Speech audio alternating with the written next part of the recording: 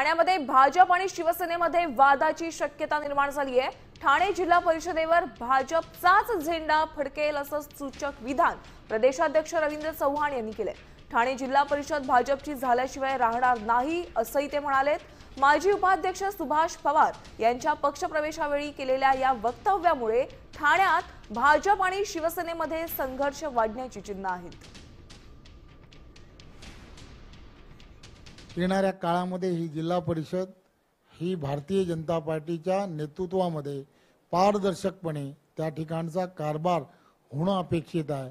देवेंद्रजी यांच्या नेतृत्वात ती आपण सर्व प्रमुख नेत्यांच्या मार्गदर्शनाखाली ती त्यांना सुपूर्द करणं हे अत्यंत गरजेचं आहे। येणाऱ्या काळामध्ये ही जिल्हा परिषद ठाणे जिल्हा परिषद ही 100% भारतीय जनता पार्टीची झाल्याशिवाय राहणार नाही।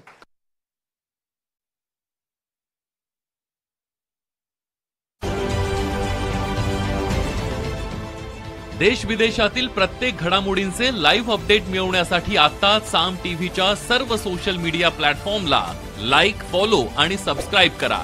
तसंच सर्व नोटिफिकेशनसाठी बेल आयकॉन प्रेस करायला विसरू नका।